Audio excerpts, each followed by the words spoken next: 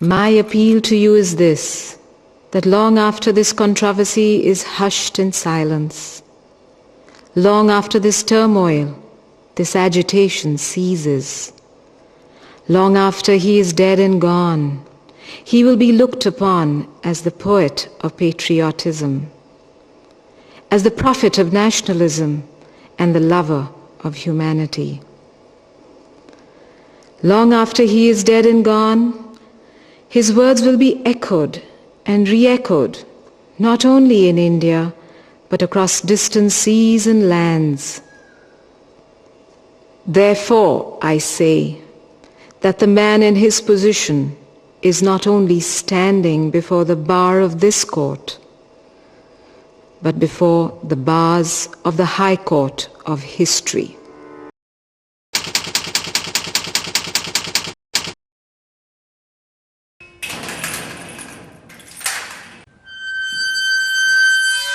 Vande Mataram! Vande Mataram! Vande Mataram! Vande Mataram! Vande Mataram! Vande Mataram!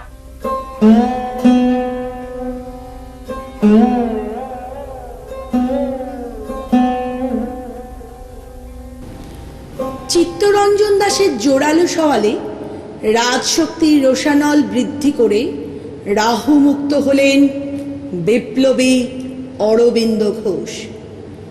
সমগ্র দেশবাসী আনন্দে উদ্বেল হয়ে ঘটনার সাক্ষী রইলেন, কিন্তু আলিপুর আশ্রমে অন্ধকার গর্ভগৃহের অন্তরালে নিঃশব্দে ঘটে যাওয়া আরও এক মুক্তির কথা তখনও কেউ জানলেন না।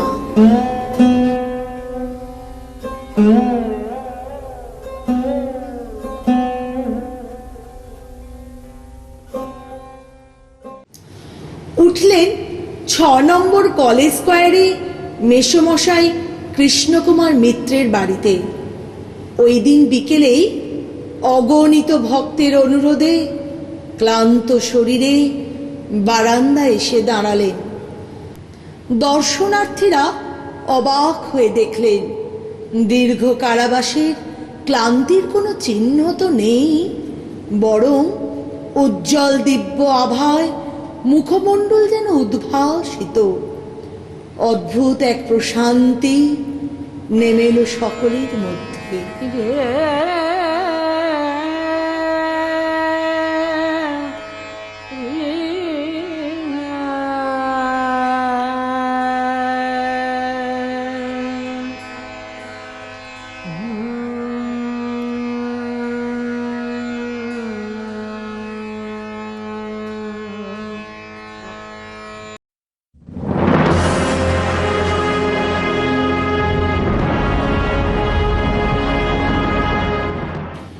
ব্রিটিশ সরকারের ভয়ঙ্কর দমন নীতির ফলে আন্দোলন প্রায় থেমে এসেছে। সামনের সারিতে যারা ছিলেন প্রায় প্রত্যেকেরই হয় ফাঁসি না হয় দ্বীপান্তর হয়েছে। অগ্নিবর্ষণকারী পত্র পত্রিকা সবই প্রায় বন্ধ হয়ে গেছে। এখানে ওখানে বিক্ষিপ্ত কিছু সভা হচ্ছে বটে, কিন্তু আগের মতো জনসমাগম আর হচ্ছে না। ধমনীর রক্তপ্রবাহ যেন ক্ষীণ হয়ে এসেছে।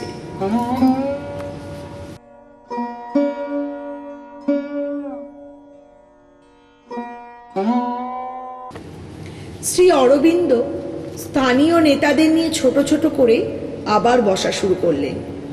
দ্য বেঙ্গলি কাগজের সম্পাদকের দায়িত্ব নেওয়ার প্রস্তাব এলো, বন্দে মাতারাম আবার নতুন করে শুরু করারও প্রস্তাব এলো, কিন্তু কোনোটাতেই মন সায় দিল না। লেখনীর মাধ্যমেই মানুষের হৃদয়ে পৌঁছতে তিনি বরাবর স্বাচ্ছন্দ্য ছিলেন।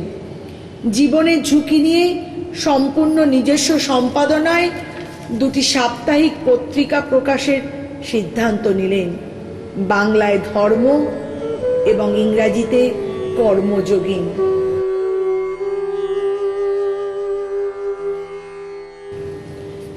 এদিকে আপামর ভারতবাসী তাদের প্রিয় দেশনেতার মুখ থেকে কিছু শোনার জন্য অধীর আগ্রহে অপেক্ষায় রত। আন্দোলনের কোনো নতুন দিশা তিনি নিশ্চয়ই দেবেন। বিভিন্ন জায়গা থেকে আহ্বান আসতে লাগলো। উত্তরপাড়ার বিপ্লবী শিষ্য অমরেন্দ্রনাথ চট্টোপাধ্যায় এবং ভক্ত রাজেন্দ্রনাথ মুখোপাধ্যায়ের উদ্যোগে ধর্মরক্ষিণী সভার তরফ থেকেও একই আহ্বান এসে পৌঁছালো। কোনো এক গূঢ় কারণে শ্রী অরবিন্দ সে প্রস্তাব গ্রহণ করলেন।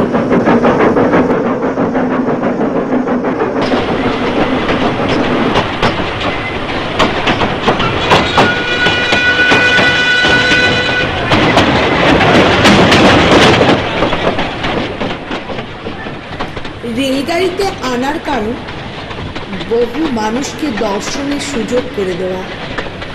অমরেন্দ্রনাথ নিজে তাকে আনতে গিয়েছিলেন।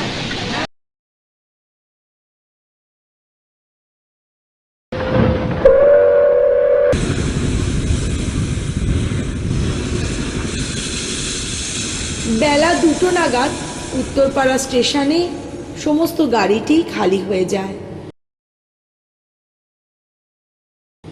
রাজা পেয়ারীমোহন তার জ্যেষ্ঠ পুত্র রাজেন্দ্রনাথকে নিয়ে স্টেশনে উপস্থিত ছিলেন। 10টি বোমা বিস্ফোরিত হয় এবং রাজা পেয়ারীমোহন মাল্যদান করে সম্বর্ধনা দেন। বন্দে মাতরম, বন্দে মাতরম, বন্দে মাতরম, বন্দে মাতরম, বন্দে মাতরম, বন্দে মাতরম। সভা নির্ধারিত ছিল বিকেল 5টায়। স্টেশনের কাছে অমরেন্দ্রনাথের কাকার বাড়িতে বিশ্রামের ব্যবস্থা হয়। অল্প কিছু জলযোগের পর বিরাট শোভাযাত্রা সহকারে সকলে লাইব্রেরির দিকে রওনা হন। রাস্তা পত্রপুষ্পে শোভিত ছিল।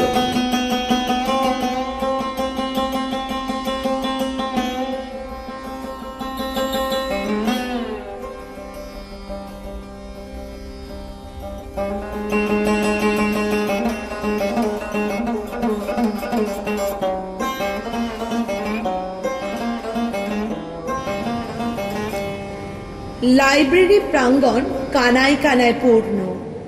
প্রায় 10,000 মানুষ উপস্থিত।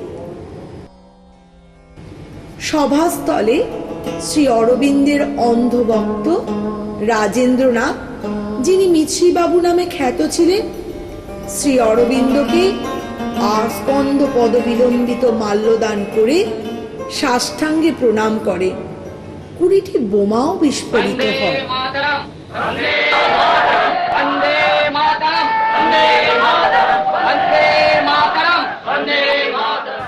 একমাত্র বক্তা শ্রী অরবিন্দ তার প্রিয় দেশবাসীর সম্মুখে দণ্ডায়মান হলেন। বন্দে মাতরম ধ্বনিতে আকাশ বাতাস বিদীর্ণ হল।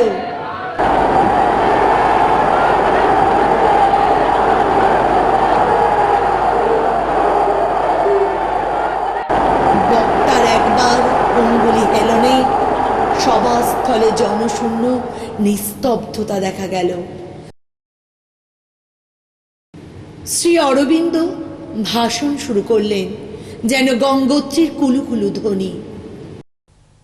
When I approached God, I hardly had a living faith in Him. The agnostic was in me, the atheist was in me, the skeptic was in me, and I was not absolutely sure that there was a God at all. I did not feel His presence. Yet something drew me to the truth of the Vedas, the truth of the Gita, the truth of the Hindu religion. I felt there must be a mighty truth somewhere in this yoga, a mighty truth in this religion based on the Vedanta. So when I turned to the yoga and resolved to practice it and find out if my idea was right, I did it in this spirit and with this prayer to Him. If thou art, then thou knowest my heart. Thou knowest that I do not ask for mukti. I do not ask for anything which others ask for. I ask only for strength to uplift this nation. I ask only to be allowed to live and work for this people whom I love and to whom I pray that I may devote my life. I strove long for the realization of yoga, and at last, to some extent, I had it. But in what I most desired, I was not satisfied. Then, in the seclusion of the jail, of the solitary cell, I asked for it again. I said, "Give me thy Adesh. I do not know what work to do or how to do it. Give me a message." In the communion of yoga, two messages came. The first message said, "I have given you a work, and it is to help to uplift this nation. Before long the time will come when you will have to go out of jail, for it is not my will that this time either you should be convicted or that you should pass the time as others have to do in suffering for their country. I have called you to work, and that is the Adesh for which you have asked. I give you the Adesh to go forth and do my work. I spoke once before with this force in me, and I said then that this movement is not a political movement, and that nationalism is not politics, but a religion, a creed, a faith. I say it again today, but I put it in another way. I say no longer that nationalism is a creed, a religion, a faith. I say that it is the Sanatan Dharma, which for us is nationalism. This Hindu nation was born with the Sanatan Dharma. With it, it moves, and with it, it grows. When the Sanatan Dharma declines, then the nation declines. And if the Sanatan Dharma were capable of perishing, with the Sanatan Dharma, it would perish. The Sanatan Dharma, this is nationalism. This is the message that I have to speak to you.